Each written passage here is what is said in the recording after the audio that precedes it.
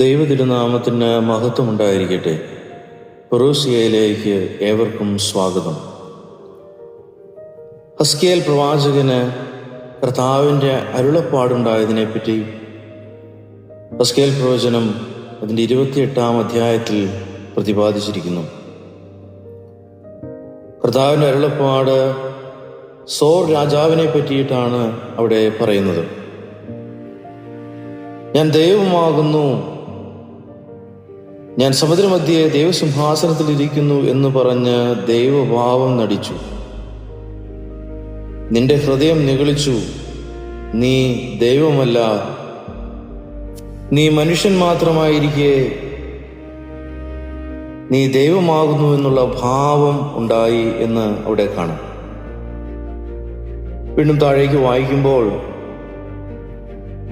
അവൻ തൻ്റെ ജ്ഞാനം കൊണ്ട് വ്യാപാരധനം വർദ്ധിപ്പിച്ചു, നിന്റെ ഹൃദയം ധനനിമിത്തം ഗർവിച്ചിരിക്കുന്നു. പ്രിയപ്പെട്ടവരെ, നമുക്ക് ദൈവത്തിൻ്റെ അളവറ്റ കൃപയാൽ ജ്ഞാനവും വിവേകവും മെച്ചപ്പെട്ട ജീവിത സൗകര്യങ്ങളും എല്ലാം നമുക്കുണ്ട്. എന്നാൽ നമ്മുടെ ചിന്തയിലും അധികം ധനം, സ്വത്ത്, പദവി, ജോലി,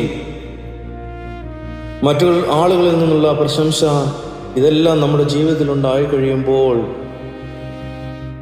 നാം ദൈവത്തിനു മുമ്പാകെ വിനയപ്പെടുന്നതിന് പകരം ദൈവതുല്യൻ എന്നുള്ള ചിന്തയിലേക്ക് മാറിപ്പോകുന്നു. നമ്മുടെ ചിന്തകളും നമ്മുടെ പ്രവർത്തനങ്ങളും നമ്മുടെ പെരുമാറ്റങ്ങളും ദൈവതുല്യമായി മാറിപ്പോയി എന്ന് ദൈവം ഇവിടെ നമ്മെ ഓർമ്മിപ്പിക്കുകയാണ്. പ്രിയപ്പെട്ടവരെ, നമ്മുടെ ചിന്തകളെ, നമ്മുടെ പ്രവർത്തനങ്ങളെ നമുക്ക് പരിശോധിക്കാം.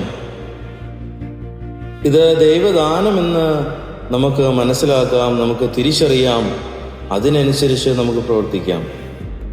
ഇത് വ്യക്തിപരമായി എൻ്റെ കഴിവുകൊണ്ടല്ല, സർവവും കർത്താവേ അവിടുത്തെ ദാനം എന്നുള്ള തിരിച്ചറിവ് നമ്മുടെ ജീവിതത്തിൽ ഉണ്ടാകേണ്ടതാണ്.